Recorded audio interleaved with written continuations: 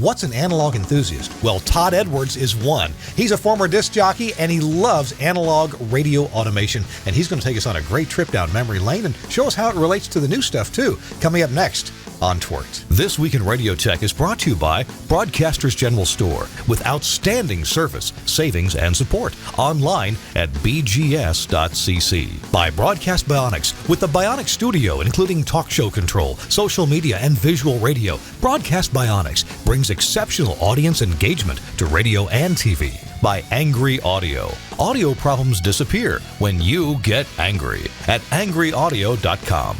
And by Max Connect Wireless, prioritized high-speed internet service designed for transmitter sites and remote broadcasts. Hey, welcome into This Week in Radio Tech, the show where we talk about everything from the microphone to that light bulb at the top of the tower back there. Hi, I'm Kirk Harnack in the Telos Alliance studio in Nashville, Tennessee. It is finally beautiful weather. Oh my goodness, we've had rain. The rain's over with. Flooding is going down. Kids are maybe getting back to school. And it's just been a gorgeous, gorgeous fall day. And fall is, oh my goodness, it's in the air. Walked outside to go to the mailbox. I live like 400 feet from the mailbox. And it's all downhill on the way there and all uphill on the way back. But man, it felt so good to be out today. Wow. All right, enough about my weather forecast. We're going to talk about analog radio automation.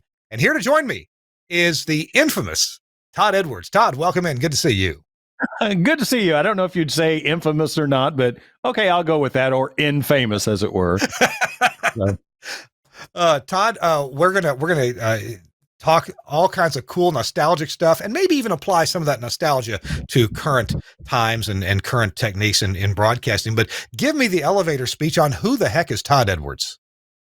Todd Edwards is a guy who started in radio in 1979. He thought he was going to do that for his lifelong career, and along came school buses and outdoor radio went. I ended up still managing a whole big fleet of school buses, but like every person in radio that's been associated with anything broadcasting, whether it's television or radio or film or whatever, you can't get it out of your blood. So it stuck around, and luckily I have a big, large basement and somebody that doesn't care that I drag radio equipment home from all over the world. So, oh man, you know, it's a shame that if you were involved with managing a fleet of school buses, wouldn't it be cool to have a pirate radio station in each school bus?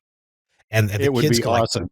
Kids could take turns, disc jockeying songs on the way to school. No, I don't think it would be that. I think it would be more of, kids, this is on the radio. I see you. Sit down, please. Oh gosh. Keeping kids behaved on school buses and keeping them behaved in pirate radio stations, I think that'd be extra double trouble there. Exactly. They'd all be up for what's that phrase from Animal House? Is it extra double blind detention, or what was it? Extra double secret like detention. Yeah, that's what it is. All right. Indeed. Hey, we're going to be talking to Todd Edwards. He has we're going to take a tour of his analog automation system. And if maybe you're the type of person that you were around in the late 70s and 80s with analog radio automation systems, you're going to like taking this trip back in time. If you weren't in radio then, if you came along like with computers and stuff like that, well, you're going to enjoy seeing how radio automation was done back then. And it was kind of magical the way it worked. This is a romanticism about it that is really fun to think about. And then there's things we don't like to think about, like, tearing your fingers apart trying to fix a SMC Carousel machine and having it advance carts on you. Ugh, while your fingers are still in the way. That's all coming up. Todd's going to give us a video tour, and talk about the technology and techniques involved there, and how he has taken lots and lots of machines and made some working ones out of those. So our show, This Week in Radio Tech, is brought to you in part by my friends at Nautel. And the Nautel, two things. They have a promotion still going, but its time is running out. It's almost out, just until the end of October. And what that is, it's the GV series transmitter. It's a promotion where you get a free second integrated exciter. So you get a free backup exciter in your GV transmitter. The GV series, if you don't know, that's high-powered FM transmitters from Nautel. They're solid state. There's no tubes in them. They run fantastically. They sound great. They are HD ready. And you need to check this promotion out, because for no extra cost, they're just going to throw in a free backup exciter. So go to the website. If you don't know who your rep is for Nautel, just go to this website. Go to nautel.com/11things, 11 things. I'll put the link in the show notes and fill out that form right there, your email, your name, station ID, and so forth, and they will get back to you. Or better yet, if you know who your Nautel rep is, get in touch with your Nautel rep and get that free second integrated exciter. Now, the Transmission Talk Tuesday, that's what Nautel does. Nautel does so much to help our industry and keep engineers involved. First of all, they hire really cool people, who love to talk about engineering and show you what they're doing and learn from you as well. One of those is Jeff Welton. And Jeff is the host of the Transmission Talk Tuesday series of roundtable discussions. And that it's not just a webinar. You get to participate too if you want to. Sure, you can just tune in and listen, but you can also ask questions and participate if you like. The next one, Tuesday, September 28th. So that's this coming Tuesday. If you're watching this live, you can go and register for this at nautel.com/webinars. Nautel.com/webinars. The topic is lean. Lean, lean for broadcasters. Lean manufacturing is the process of identifying waste in processes performed repeatedly. So to minimize loss of revenue and improve efficiency, they look to lean operations. Now, Nautel's head of operations, Brian Irwin, fantastically smart person, we'll talk about the processes used at Nautel to accomplish this goal of lean manufacturing and how it ties into the policy of continuous improvement. He'll also provide some practical ideas on how this could be tied into everyday life. So, yes, this is a life lesson from Brian Irwin, both at home and at the broadcast facility. Go to nautel.com/webinars to register. And by the way, coming up, there's another webinar in October. I think there may take a couple weeks off here, but October 19th, they're having a special 50th episode, 50th Transmission Talk Tuesday gala.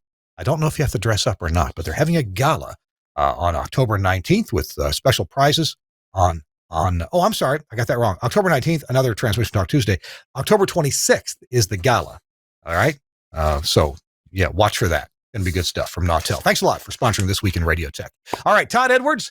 Okay. Career path diverged, and yet radio was already in your blood. You were infected with the radio virus, and you had to do something about it. And so you built an emergency ward in your basement to go for some self-care for your addiction to radio. Exactly.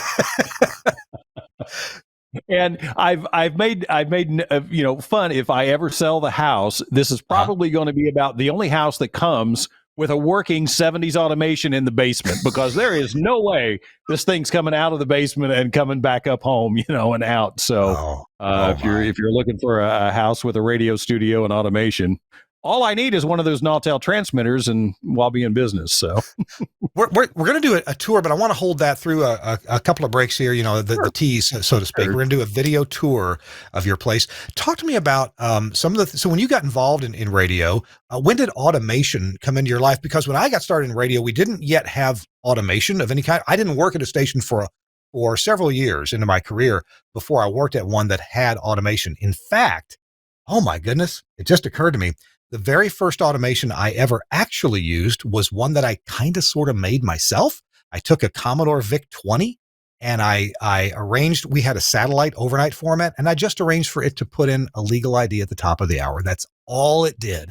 There may have been a couple breaks where it put a liner in, and I forget the overnight show. It wasn't one of the standard music formats. I forget what it was, but it was on WEKY in Richmond, Kentucky. I'm not even sure that the rules allowed me to leave the station overnight, but I told the manager, hey, I think I can rig this up. We can stay on overnight. The transmitter can be on overnight. We can actually provide programming overnight if you want to. He said, heck yeah, let's do it. So it just played the legal ID. That had to be in about 1982, maybe? Yeah, probably 1980, 82. I don't even know if hopefully the VIC-20 actually existed then. Otherwise I'm lying. Maybe it was some other computer. But anyway, it was later on. It was a couple years later before I got exposed to carousels and reel-to-reel decks and all that kind of stuff, and some kind of a programming doohickey thingy to make it all work. So that's my introduction. Todd, tell us about your introduction to automation systems. Well, I got started in 1979. The church I was going to, the preacher there was doing ball games for the local radio station, and I was like, man, that's kind of interesting. And so he took me to the station, And they had an AM FM. Both stations were automated. The AM was TM Country. The FM was TM Stereo Rock.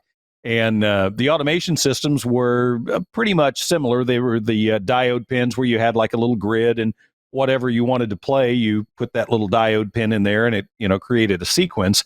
And I sat there and watched that and was just like amazed at all the the reels going around and the carousels moving and things playing, and I was like, man, I'd really like to work here sometime. And I ended up bugging them enough until they said, okay, kid, shut up. Just all right. You're going to watch it on the weekends. You're going to babysit it on the weekend. And that's where it started.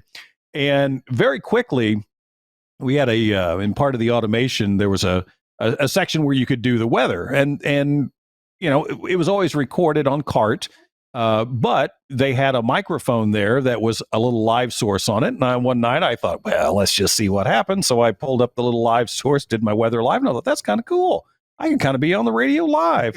Next thing you know, I start, the automation works on a system of tones. So at the end of every song, there's a 25 hertz inaudible tone that trips the next event. And then with the live portion on it, there was a manual you could do. So I would be doing the weather forecast, and then I got to where I would go and hold the little 25 hertz tone to start the next event, and then poof, I'm talking over the intro of a song, and I'm just having a grand old time doing that. And this was I was working at that time kind of on the overnights, and I was having a grand old time, and I thought I was having fun. The station owner didn't think I was. He showed up one night and says, "Mr. Edwards, you need to stop doing that right now." So. But and that was my first love of automation. The second station I went to, the AM was live, where I was like, "Ooh, I'm excited about that." The FM was automated. It was Century 21's top 40 type format, and I think it was the Z format. And so you were live on the AM, and you babysit the FM. And it's just that automation, just that sound, and some of the groups on Facebook that I'm in, they just talk about, we love the sound of the reel, the clack of the reels, and the carousels moving around, and all that noise that goes with it that you don't hear, and that's always kind of stuck with me, and luckily I live in a house where I can have that stuff, and not it could very easily get out of control. And you'll see in the tour, the carousels I have are ones that I've gone through and worked with. I have several more setting to the side that could be worked with and could be put into service and have all kinds of stuff. But that equipment is getting harder and harder to come by. But like most things in radio, I've always stayed interested in that. It's more fun now, I think, because it's not a job. It's fun with some of the other radio equipment I have and some of the other things I do. It's fun because it's not really a job, but yet it does bring back those memories of when, I was in my late teens, early 20s, 30s, and, having fun with it. So that's what I enjoy doing. It's a good thing that on weekends and nights and things when the weather's bad, I can sit down here and tinker with things. I've gone through all of the equipment that I've acquired, and just I won't say meticulously, because I'm a kind of a right now. It's like, yeah, it works good enough. Let's put it in a rack and see what happens. And sometimes it works, sometimes it doesn't. But we could call that value engineering, right? That's value it. engineering. Yeah. If it works, it's fine.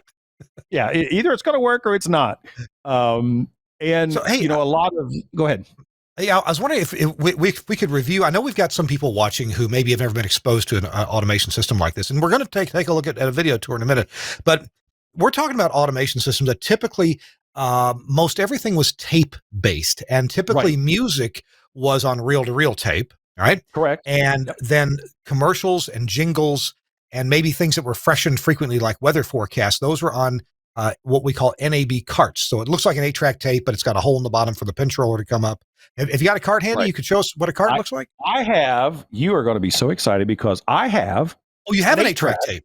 And now we're not playing 8-track tapes on this thing. No, we are not. However, if you look at an 8-track, the 8-track has the little pressure wheel already in it.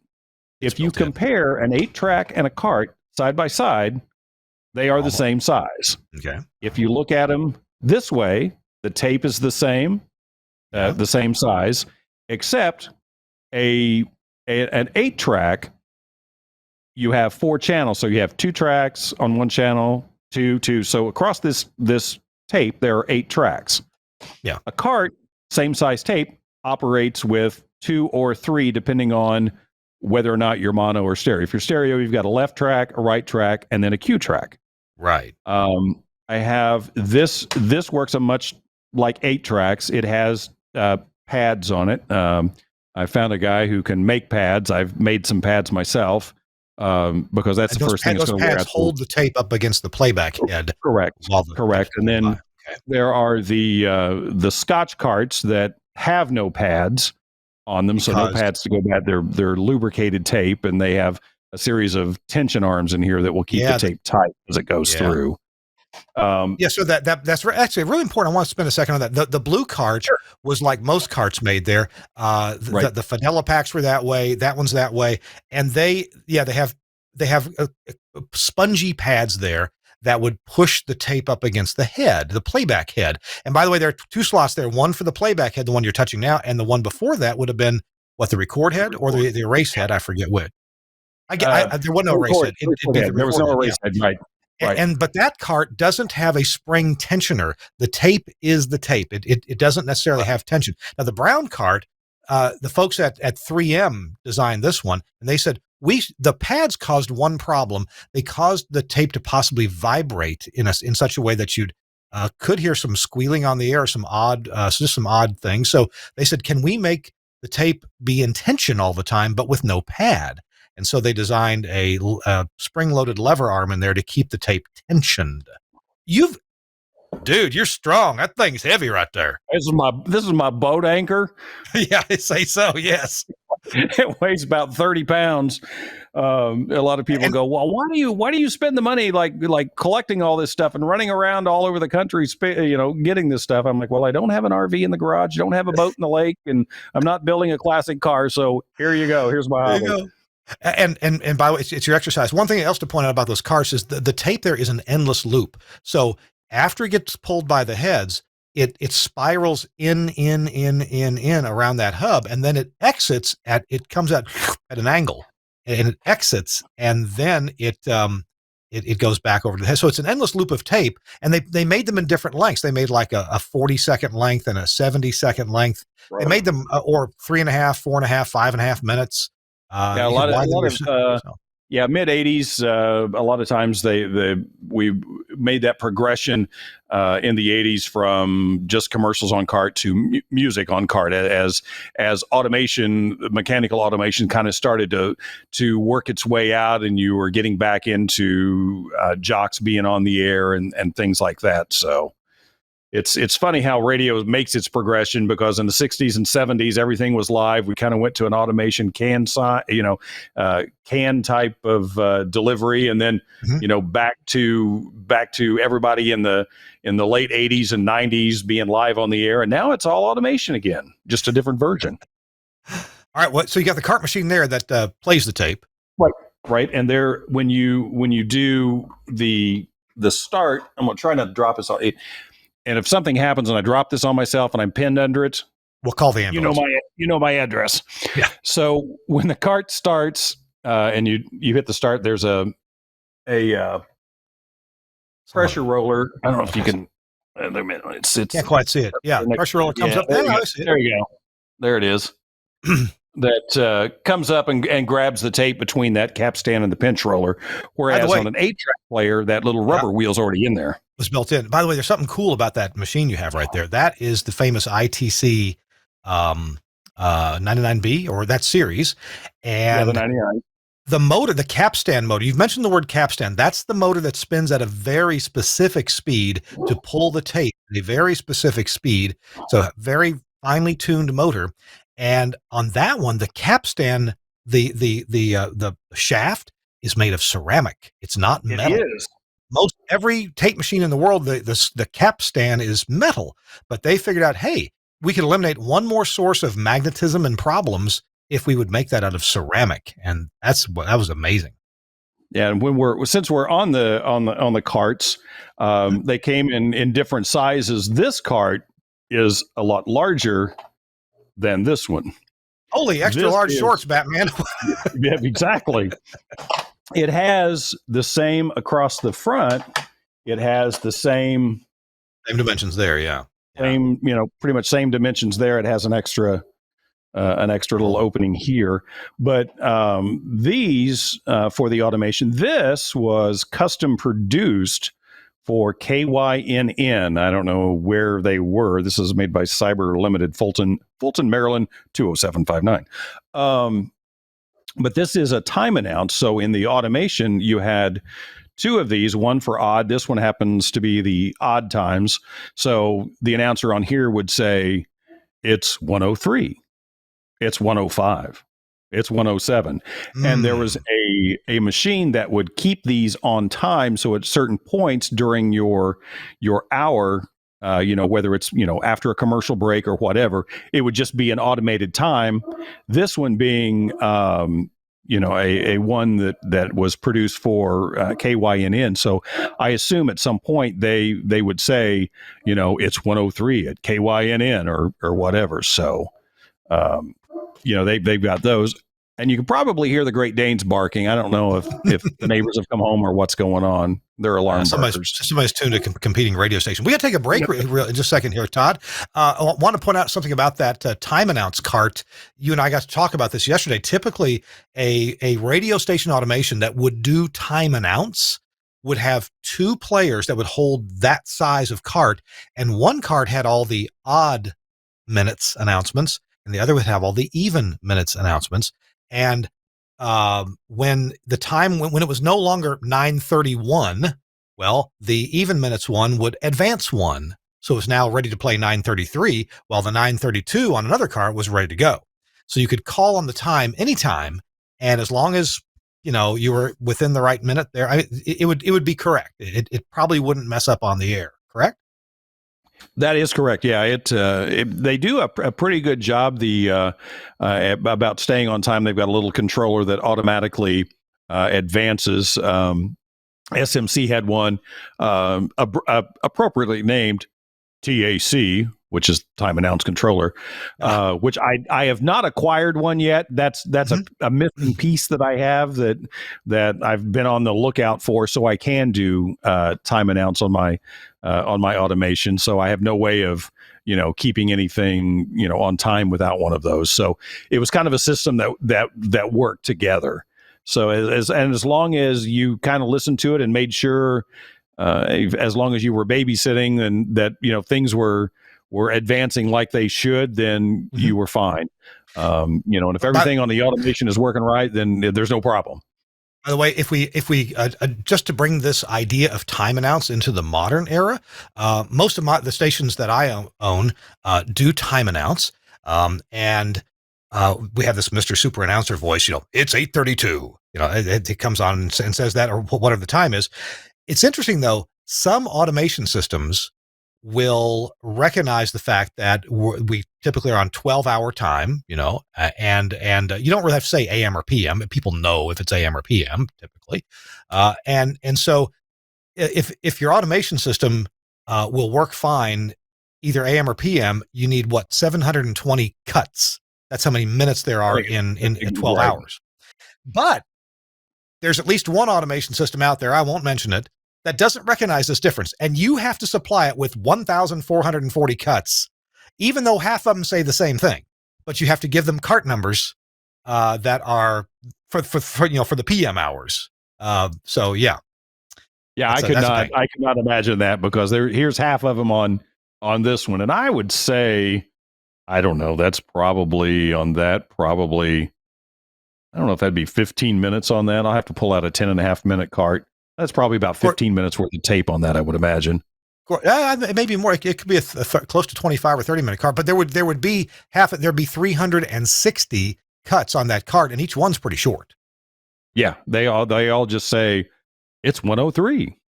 Right, and then it stops at the next one because there's a Q tone on that third track that says stop here, and it's ready for the next one. Hey, oh, wow. Hey, Todd, we got to take a quick break. Our show this week in Radio Tech, we're talking about analog radio automation. We're going to fast forward to today and look at not only digital automation, but digital video automation for your broadcast facility. And we hear from Camera One. We'll be right back. Camera One from Broadcast Bionics. Designed to bring video to your audio content. Visualizing radio and podcasts for social media.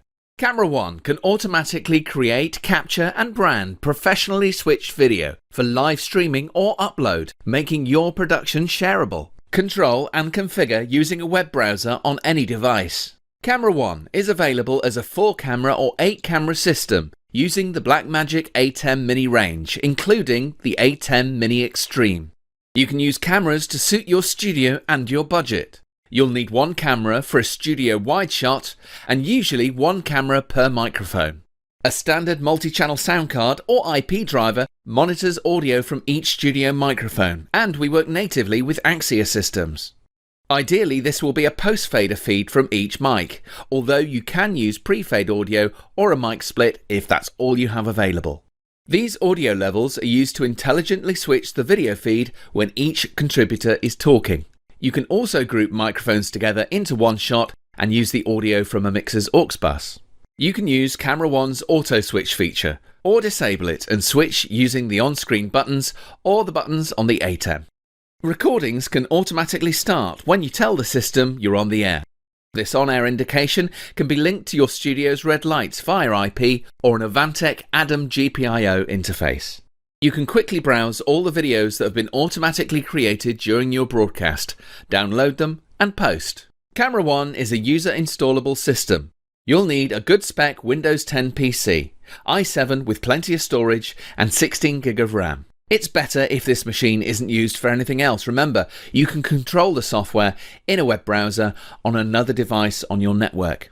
Camera One, a thrifty way of creating scroll-stopping video from your show or podcast from Broadcast Bionics.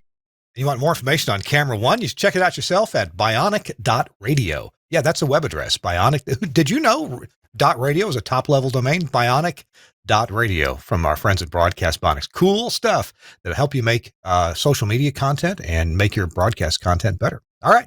Hey, we're talking to Todd Edwards. He is an analog enthusiast and so much more, actually. Todd runs, Todd, tell me about the online stations that you run right there out of the same room and how you do that.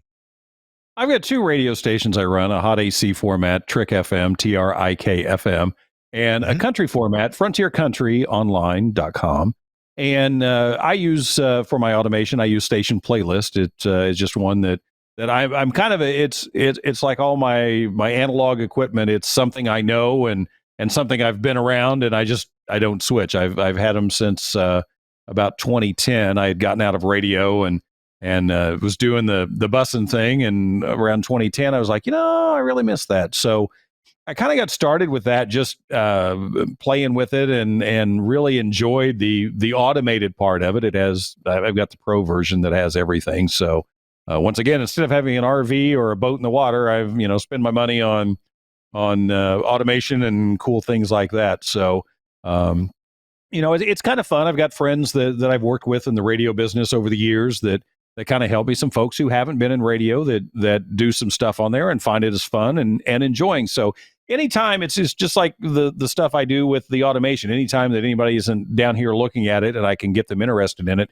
it gives me a thrill because it's something that's fun, something I like. It's like when you go to somebody's house and you drive up the driveway and they've got lights that all light up the driveway. When you go, you're amazed by it. So the pictures that I have a friend of mine who was doing some photography with my Great Danes last weekend, and we came down to the basement and he goes, "Oh, what is that stuff down there?" And I kind of explained to him, and that's where on the Broadcast Analog Facebook page, the pictures, that's where they came from. He was all excited and enamored by that, and then the whole concept of online radio and people listening from all over the world, and it's from the dark little corner of my basement, as I say. Since these items are handy to you and they're in good shot in your camera picture, why don't you just sit there and give us a little pointing tour of the items that are near you? Sure. And I got to tell you this, it looks to me like you've got a radio station there that would be pretty typical from the late 1980s and into the 1990s. Some of that gear didn't come out until at least the mid 80s, I think. So yeah, what you got in front of you? Yeah, this is here in front of me is an Auditronics 210. This is an 18 fader board. A friend of mine has a 210-24, which I'm always jealous of. I've got a couple of extra carcasses around that I've rescued around. This one was kind of in bad shape, worn shape. I took it, found some folks here in town that could do some powder coating and some stuff. So brought it back to life. It has a lot of the cool little bells and whistles that I was used to at one of the first major market stations I worked at. We had this board, and that's where I fell in love with it. Only we had that was in 1983. It was a 200 series, and it was the blue one, the blue face. Yeah. But the white one is just fine. I love this board. It's been a rock solid. I've got a well. Hey, on that board. If you don't mind, I got a comment or two on that board. I used to live in Memphis, Tennessee, and that board was made in Memphis, Tennessee at Auditronics, which happened to be on Old Getwell Road. And what was interesting, which wasn't the best part of town, let's say, it was a little bit of a little dodgy area. And so they never put their name on the building. They wanted the building to be completely nondescript. They didn't want people to know that there were millions of dollars worth of electronics in that building. And so I bet not. Yeah, so there was no sign out front. You just had to know where it was. And what else about that? Oh yeah. So if you're not familiar with Auditronics consoles, a lot of folks consider them to be just a step down, maybe from the PR&E consoles. Now, you can have your opinion. I've installed a number of consoles like the one you have there at bigger stations, the Auditronics series. And toward the end of them, they came up with a slightly less expensive series also. In fact, I installed one in a casino in Tunica, Mississippi. But Auditronics was regarded as a high-end console that a lot of stations I worked for couldn't afford, but a few could. And they sure held up well under lots of button presses and beatings, didn't they? Oh yeah, I've got some modules here that you can tell they have been used and abused and gotten lots of. Yeah, I'm telling you, there's things I've some of those modules that I've gotten the module is the electronics on them have held up very well. It's just all cosmetic stuff, and you can tell, with usually the mics are going to be the first to wear out because you've got people doing this. Oh yeah. And I will say Auditronics, spared no expense. All of these have the Penny and Giles faders on them, and top of the line. I have had this board for probably since 2012, and other than typical Auditronics of not having not all the lights burning, because they use little bulbs and they will go out because about the time you give it a big push and it's a hot bulb, it'll poof and it's gone. Years ago I had a great source for those bulbs. I bought them in bulk. Todd, I need to look in my parts bin and see if I've got some. I'll ship you what I've got if I've got it. Send them my way. Send them my way. And you mentioned that the LED replacement bulbs for those don't look too good. They make a little spotlight circle of light rather than fill the bulb up with. Yeah, I tried those, and they're the case on the LEDs are just a little bit bigger, and then they're hard to fit down in those little switches. They're about the same little buttons that are on some of these cart machines. So let's full screen you and go back to your tour there. What you got in the rack? All right, I've got a Tascam 32B up here.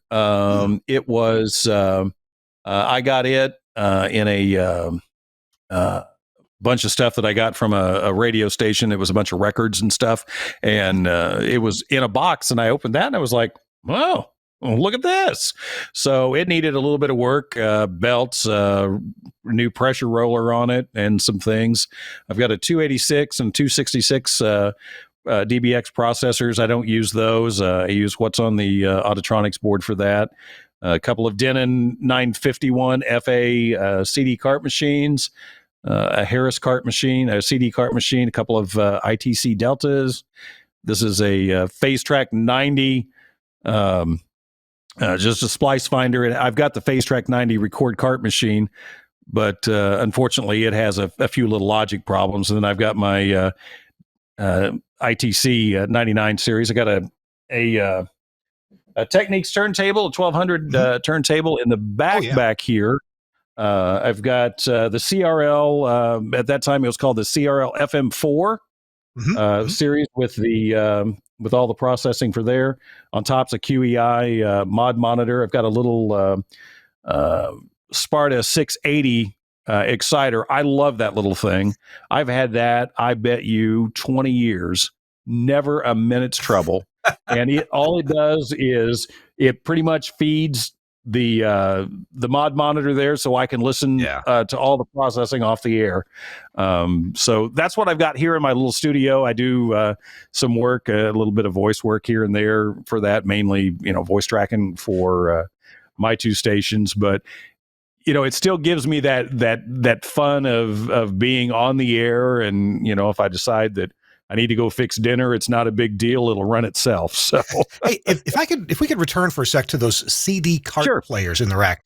There are two Denon CD cart players. Tell you what, let's go to a single shot of just Todd, and he can point out the Denons. Those are the two Denon CD cart players. Now, Todd, those were invented for a reason. When CDs came out, radio stations got CD players, and pretty soon they found out that their CDs were skipping. Why? Because disc jockeys eat fried chicken and pizza while they're working, and they get that fried chicken and pizza grease on the CD, and then the CD doesn't track anymore. So Denon said, we'll solve this problem. We'll let them put the CD into a case that will charge lots of dollars for, and then they won't touch the CD. They'll just put the case into the player, as Todd is about to do, and then it'll queue up. I don't have to turn it on. Yeah, that's okay. And the disc jockey will just select the track and play it without ever touching the CD. Am I right? Is that why they invented that? That is correct. But I will say I saw two little stories. This was probably 85. We had this is before the Denons came out. We had I was working at a 100,000 watt station. We had those Revoxes where the whole big drawer came out. So sitting there one day, dead air alarm goes off. Engineers come running. I mean, it's just, pandemonium because the station's dead in the air or dead in the water. And engineers open the door. There's the guy on the air going, problems, man, problems. Just as calm as the day is long.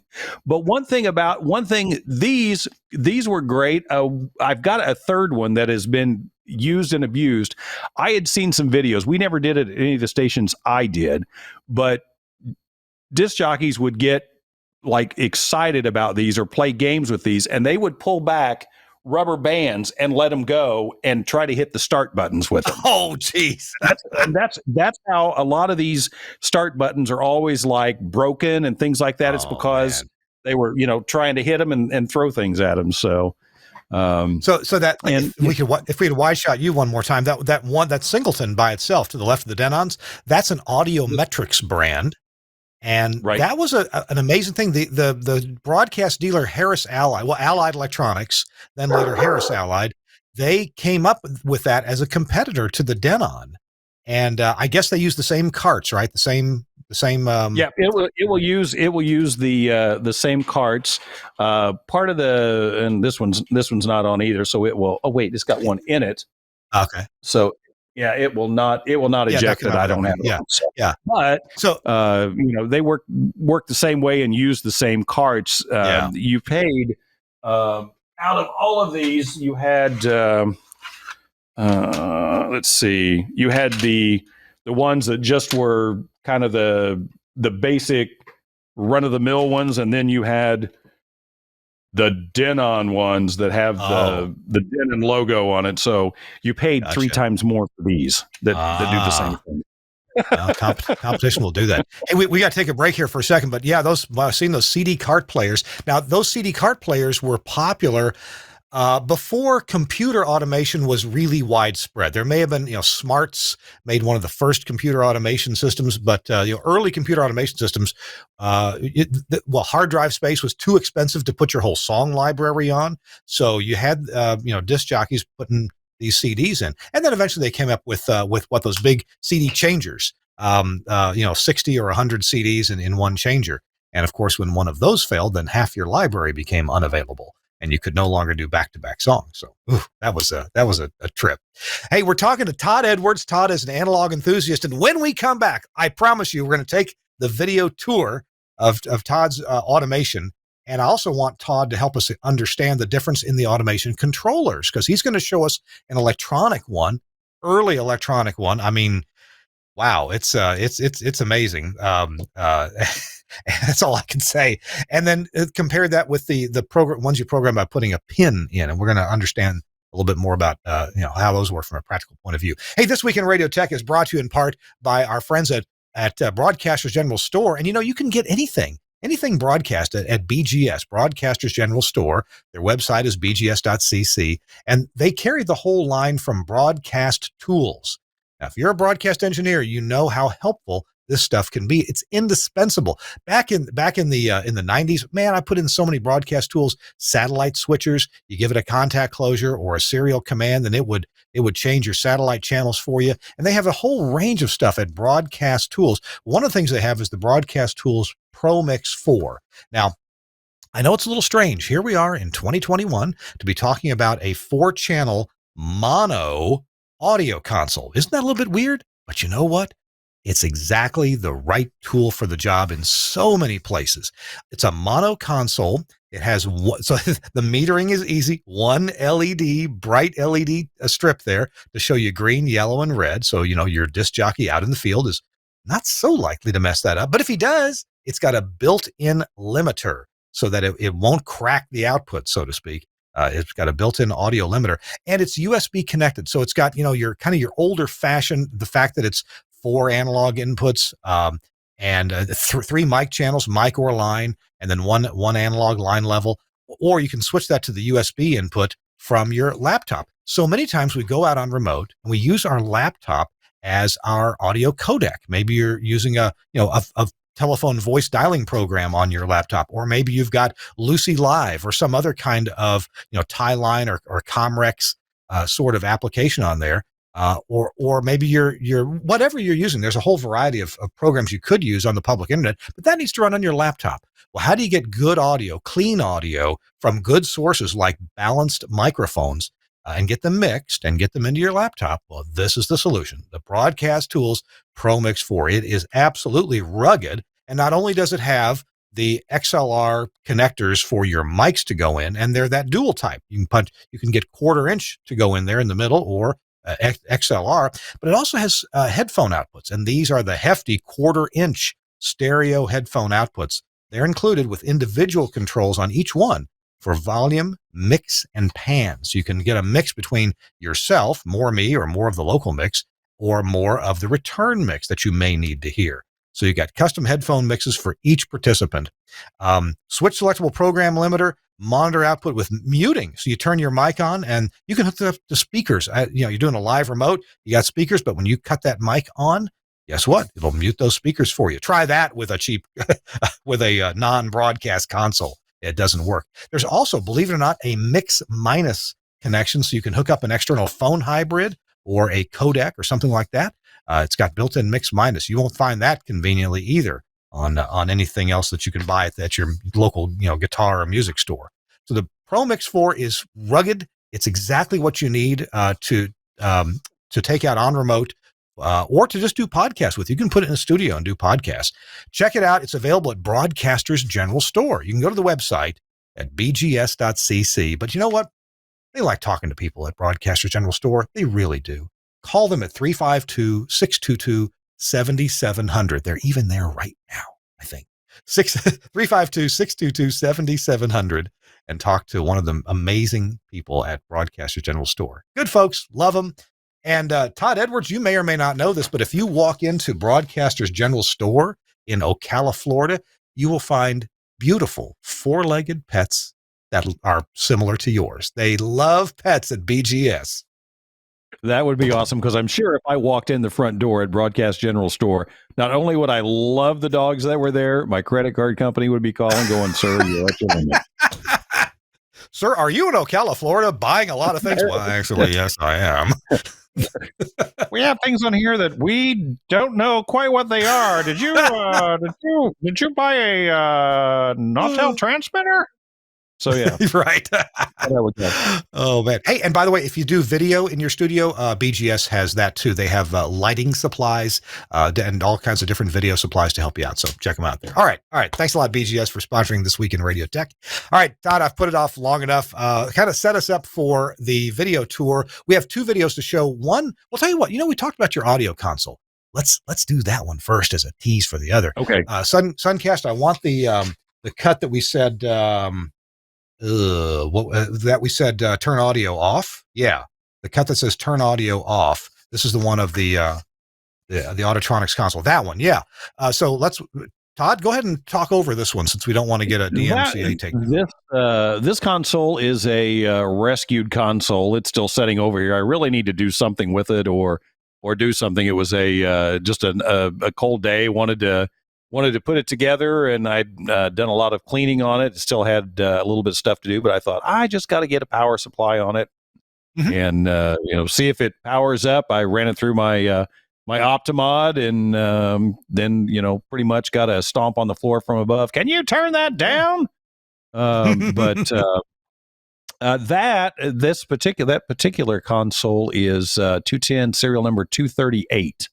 Okay. The modules in it are different. There are some of them are 210 SLIs, which has the stereo left right and left plus right. Some of them are the SLBs, which has the balance switch on there. So gotcha. It's sitting over there. I've got another carcass and a bunch of other modules and things like that. So I enjoy putting that together and making it work. So. That was sitting just on a couple sawhorses. This was the classic design where you've got a big tub. So you've got this big tub or pan, if you might want to call it that. You had to cut a hole in your furniture to drop this thing down into the hole. You wouldn't want it to sit on top of your furniture. It'd be too high up, right? Right. Yeah, and the one I have here on the console here is setting down in the countertop. So that it's a flush mount and doesn't give you a lot of up space. So if you're like a morning show or even somebody that has microphones and other guests around your stuff, you're not completely covering them up with something that's big and setting on the table. Mm-hmm. Yeah. So it's a low profile because it's mounted in a hole in the furniture. Yeah, right, so and like everything else, that's from the 80s and 90s, it weighs about as much as a pickup truck. It does. And that one is an 18 channel as well. So it takes two men. It takes 2 men, a Great Dane and a boy to get to carry that thing around. Doris was enamored over here. She's like, I am starving. I need something to eat. Oh gosh. So let's look at the tour video. We're going to have audio on it, so let's not roll it just yet. Just to set us up, tell us what we're looking at, and then we'll roll that second video with its own audio. Okay, what I do on my YouTube channel is just kind of provide updates on what I'm doing with the automation, and this is just kind of a quick tour. I acquired through a very generous donation an ESP2 SMC controller, probably mid 80s, one of the last ones that they had rolled off the line there in Illinois, and just putting it together. It was used by I cannot remember the call letters of the station, but it wasn't used very long. The thing looks brand new. I connected it, put power to it. It fired up just like it was a new one, like it'd been sitting there. It's funny because the on-air screen comes up to January 1st, 1984. Wow. It will do, contrary to what we thought on December 31st, 1999, it will do 2000s. Wow. And you have to manually set the day, but it will do, September 23rd, 2021 and a Thursday. So, okay.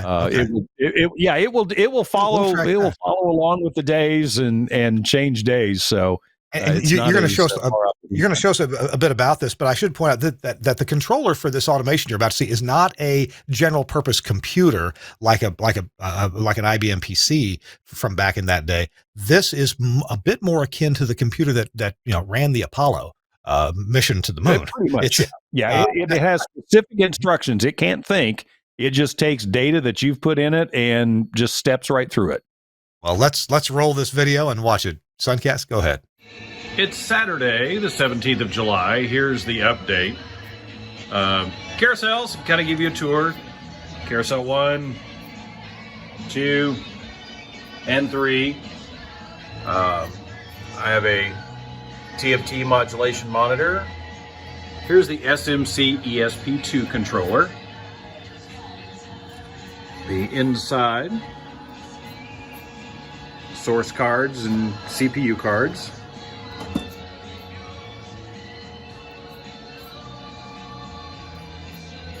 The CRLs. Here's the keyboard for the ESP2.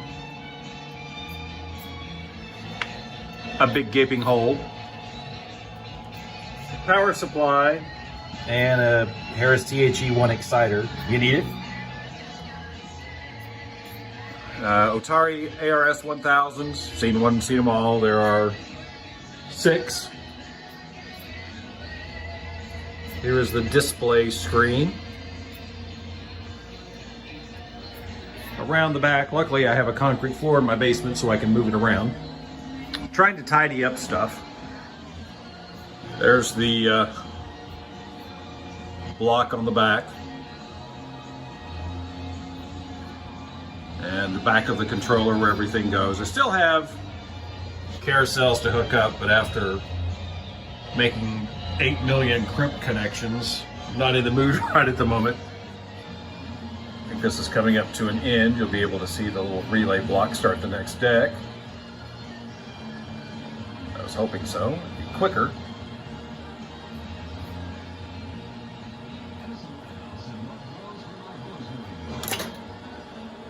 There was the little flash starting the next deck. And let me tell you, Drake-Chenault is a pain because all of these decks have to have a dead roll added to them, and the little pot is dirty as can be because it's not used to that. Anyway, I'm going to try to stream a little bit tomorrow. It may be kind of boring because I don't have the carousels hooked up, but there are announced tapes, so that's what we're all about. How many reels were in that? Was it 5 or 6? 6. 6 reels. There's 6. Okay. I've got 2 more on the bench that I'm working on. The thing with I mentioned on that with the dead roll, like TM and some others was just pretty much when the reel stopped, your next song was queued and ready to go. Drake-Chenault did a second dead roll, so after the tone, you had to stretch it out, the timeout on a little pot. So their whole thing was they wanted, and so you wouldn't have that. When a tape starts, you wouldn't have like wow or flutter or right as it started. They wanted that dead roll to get it rolling and get it up to speed.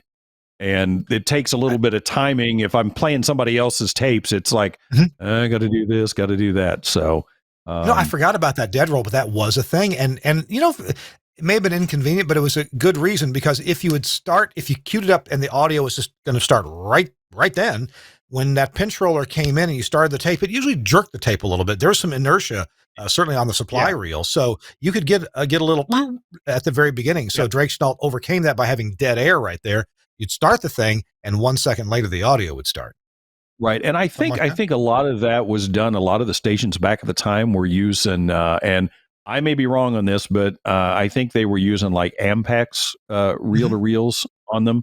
So their starting was a little bit different than the ITCs or the Otaris for that. But I've got a couple of decks that I use, other people's tapes on, and then I've got them set up for Drake-Chenault because those little pots where you can adjust the stop time and that are you're halfway in the song or you're stopped as soon as the tone's over. So hey, when you were showing the back of the controller, it made me and you showed the source cards in the controller. That made me remember something. That controller not only handled which device to start when the previous device was done. In other words, what's the sequence of this to this to this? But it also actually mixed the audio, didn't it? It was an audio mixer. Yes. Yeah, and it wouldn't really adjust the levels. It would, bring the level up from the next machine, and then when the previous machine was done, it would take that level down. Probably through those light dependent relays, LDR type of mixing. Yeah, but you could set the level from each individual item. Correct. Yeah, and those, it has those on those cards in there. Each one has a little source card. It will also, on the carousels that I have hooked up, it will also, like if I want to play, if I have certain commercials, I can tell it to play, tray 24, and then the next tray I want it to play tray 12. It will arm those carousels and move all of those around. The ESP2, the controller that I have, was meant to be with an SMC system.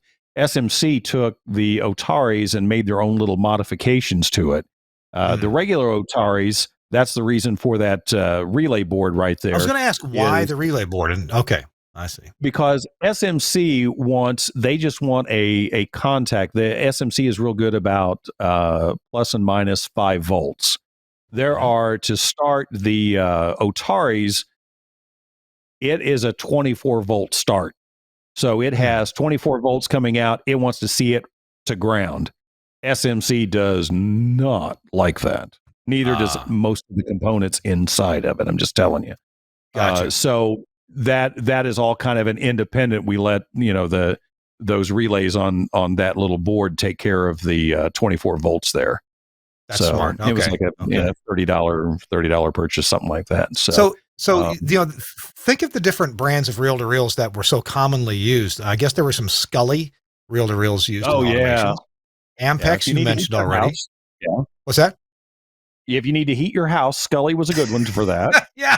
And then the Otaris that you showed, those were extremely reliable, I felt. Oh, yes. And pretty easy to work on. And then, do you remember using any ITC reel-to-reels? Oh, yeah, I've got 750, the 750 series and the 770s. And I love those things. Todd, I tell you, I gotta believe that, because I had stations that had both, that had all those actually, but the ITC ones, it had to be that the engineering department got together and management came down when they were thinking about, we need to make a reel-to-reel machine. Because we need to sell some more stuff and we need to make some reel-to-reel machines, and we know how to pull tape and play it back. So let's make some reel-to-reel machines. And I'm pretty sure that the edict that came down to the ITC engineers was, see how many cart machine parts you can fit into a reel-to-reel machine. Right. And the one thing about ITC that they never got down, and I have a scar on this finger that goes from here to here because when you're rewinding a tape on an Otari at high speed, you can push stop. That thing will just slide very nicely to a stop. An ITC, you push stop, it stops. Just like a cart machine. There is no slide to, bam, it just stops. And I was probably 16 or so, and I was rewinding a tape, and without thinking of going to fast forward to slow it down, I pushed stop. And when that went and that tape started flying, your reaction is to go, which I did. And it was, pretty much, yeah. And me and blood don't get along very well anyway. So by the time it was over with, it looked like a murder scene, and I really had just, it sliced my finger. It wasn't a big deal, but before we take our last break, I want to ask about those carousel type of cart machines. So they'd hold about 24 carts around them, something like that. Okay. And so you put the card in, you knew what it was. You had to somewhere make a notation of, okay, the Sears Roebuck and Company cart is in slot 11, right, on this machine. Right. Where was that information stored? Where did you know that from? It was just looking at, like, you can see on that carousel there, like the WUME SR10 jingles, everything had a label on it. So you just knew. We would have a clipboard that had all of that stuff in there that you would have to go with, that would go with the log to know when you were programming it. Now we used one of the stations I worked at. We had an Instacart, which I think if I'm not mistaken, I think there's one in the offing for me at some point. But Ooh, it's I remember Instacarts, yeah. It's a 48 tray, basically a 48 tray cart machine. Everybody loved those because you didn't have, with the carousel, you had a lot of moving parts. With the Instacart, every cart was on its own little tray, all in a row, and it stayed there. It never moved. So a lot of people like to play music off of those because these, the trays are a little bit, wobbly, or the cart might not get in there quite straight, or something like that. So, with the Instacarts, it was easier because you knew that, tray 37 was always this, your jingles were always tray 40, or whatever. So with the carousels, it was just, you could, depending on your commercial load, knowing what was where, we used dedicated machines for jingles and the buffers or relate lines or whatever the format wanted to call them. And then all your commercials were in there, and you just, you would look, and as you were programming it, whoever, usually it was the night guy or the overnight guy that programmed it for the next day, and would, program all the commercials, and you just kind of, you would look and see where they were, follow the sheet. Gotcha. So, I remember on the carousel machines, they had this silverized tape inside that had keyholes in it, like, to make it align. It had a light dependent resistor, and it would align. That's how it would align, and then it would suck the card in. But if I had one where something got off or something got stuck in there, and all the silverized tape that was the indexing mechanism got scratched terribly, and so it never could find itself properly. Never could find itself. Yeah. I have the technology. Terrible. I can fix that now. I bet you can. Hey, Todd, we're going to take our last break. And when we come back, it'll be your chance to give us your tip of the week, and whatever you like. Anyway, I forgot to warn you about that, but I need a tip of the week in 2 minutes. So. All right. I'm going to get pen to paper. Pen to paper. That's right. Hey, folks, Angry Audio is one of the sponsors of the show, and you need to check out their website and see what they have. They have all kinds of things that you need. And one of them is, the whole line of Studio Hub products that you came to know and love over the last, 25 years or so. Well, Studio Hub makes this beautiful little headphone amp in a Decora plate. So you can put this right in a box, and, a standard electric box, and put a Decora plate over it. All the Decora accessories work with that. And it can be powered right here off the Studio Hub standard for plus and minus 15 volts power. You can daisy chain about 4 of these together using a Studio Hub power supply.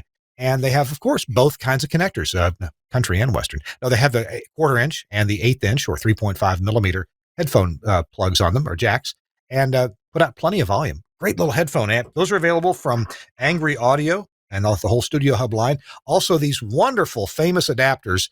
The Studio Hub, these are the original, I should say last generation, fully improved with the strain relief, great cables, very well made connector here for the RJ45.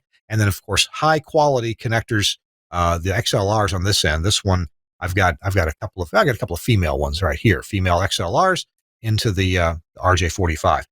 If you check out their catalog, and I think Suncast may have a line here on their catalog, you can go to their website at angryaudio.com and look at the catalog. They make so much stuff. I mean, did you know they had all this stuff?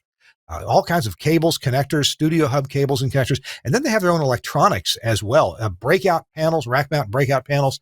All just good stuff. You need to check it out at angryaudio.com. And when you, and there's a lot of electronic things too there, including the Bluetooth gadget to let you connect your Bluetooth phone to your audio console. Worthwhile stuff.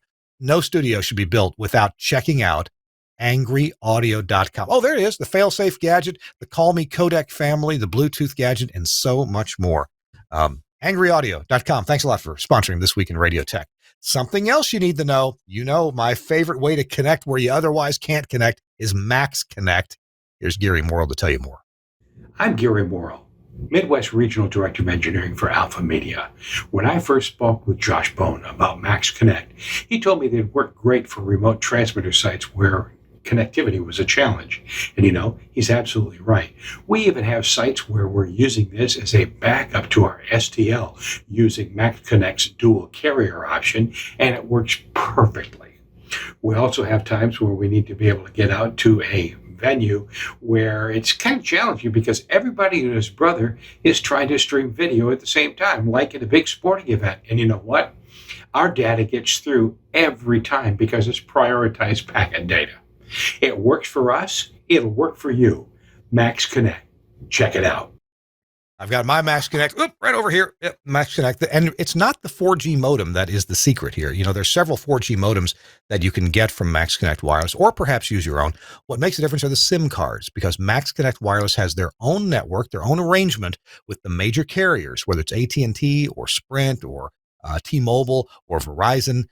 You get prioritized data and a fixed IP address. So it's great for the things that broadcasters need to do, including getting your data in and out when you've got a stadium full of people all checking their Facebook and the college football scores and all that, and your data gets through anyway. So it's the most amazing thing. Check it out at Max Connect Wireless from the Max Connect group. MaxConnect.com is their new website. They were able to shorten that up a bit, but it's spelled funny. So if you need to, look for the link in our show notes. All right, we're talking to Todd Edwards. Todd is an analog enthusiast. Todd, what enthuses you about analog that you can tell us in a tip of the week, please? Tip of the week, I'm telling you, if you like analog and handling the analog equipment and all of that, get something small. It doesn't take very much to have something that's good and fun to play with. I don't understand, a lot of the computer stuff. I like to grab a hold of the analog stuff and be able to hold it, know how it works, see it work. An old reel-to-reel deck, if you've thought about doing something like that, man, I'm telling you, do it. You will not be disappointed at all. I love to watch reel-to-reel machines go, cart machines, even turntables. And, you can get turntables still, or even newer ones. They are making a comeback, oddly enough. Yeah. And they're still out there. And I think vinyl is making a comeback too. And to me, there is, even though it's great and easy with all the digital music you can store everywhere, it is awesome still to put on a record and hear that, crackle, the crackle of that, and it sounds, so warm. So I was this past weekend, I was at a wedding, couple of 20-somethings getting married, and they had it may have been a branded Crosley or something, but they had a phonograph. You open the top up, it would hold a 45 or an LP, but in the lid, which was white with whatever the logo was, people were signing that. They wanted their guests to sign the inside lid of that record player. And I thought, well, how sweet is that? That's so awesome. Cool. That's awesome. Yeah. So. But yeah, I mean, and I still think that analog has such a warm sound when you're listening to it, whether it's, a tape or a record. And I'm amazed at all of these analog, reel-to-reel tapes that I have that run on the automation. They sound as good as the day they came off the mastering there. I don't understand how, that works. They obviously, when they were, putting that stuff together, they knew how to do it, but they all still sound spectacular. I've over the time of acquiring stuff, I've come across stuff, used to get update reels. I still have a bunch here that came from Drake-Chenault that are in the original package, that when you opened it, this happens to be the 1990 Halloween music feed. You don't think this isn't going to be on the automation in a couple of weeks? Oh, look at that. Oh my goodness. Wow. And does it have that new tape smell? It sure does. Yeah. There's nothing. If you've been in radio at any time, that smell. A lot of new pancake of tape. Yeah. And that and the whole radio station smell of back in the day, when you could smoke in the station and do all of that stuff and all the electronic. this automation, if it's on for 6, 8, 10 hours, my whole house will smell. You walk in the door and there's just that, oh, I'm back in the radio station again. This is great. So remember the record library though, with either album covers or the 45s were all in record shucks. There's typically the green record shucks. Oh, like let's see. And they would absorb the smell. And so you on the radio stations and you smell two things to me. You smell coffee and cigarettes. And there you go. And cardboard, all the cardboard of all the. I'm going to, and this usually goes very wrong, but I'm going to turn the camera around. Okay. I have quickly over here in that rack right there are probably about 3,045s, all in the green and yellow and red shucks. Oh, wow. You can see all my automation tapes sitting over there on that steel and carousels down there and everything else. Sure. So you could, you could do a forensic analysis on those record shucks and see what was in the atmosphere of the radio station that they were at. And you know what? If it was a rock and roll station, it might be a different patina, a different substance stored in others. Yeah, and it's great. I know we're coming up on the end we gotta time, go. There's some of those records, you play them. It's like Vincent and Starry, Starry Night. I cannot, I cannot listen to it unless it goes Starry, Starry Night. It doesn't sound the same. With the Q burn. Oh my gosh. Exactly. God, we got to go. We ought to have this week in Q burn on some upcoming show. Yeah, exactly. Yes. All right. Todd Edwards, it's been a pleasure. It's been a great TRIK FM and also Frontier Country Online. Frontier Country Online. I'll put links to those in the show notes. Thanks for being with us. I really appreciate you very much. Todd Edwards, everybody. Thanks a lot. And thanks to Suncast for producing this episode of This Week in Radio Tech right there at the controls. Really appreciate his terrific work. And thanks also to Andrew Zarian, the founder of the GFQ Network, where you'll find other fine podcasts as well. Thanks to our sponsors. Please let them know that you heard about them here on This Week in Radio Tech. You know that's got to be helpful to me. We're in the radio business. You know that we ask people to do that so the advertisers can know what prompted you to contact them. We're going to see you next week on This Week in Radio Tech.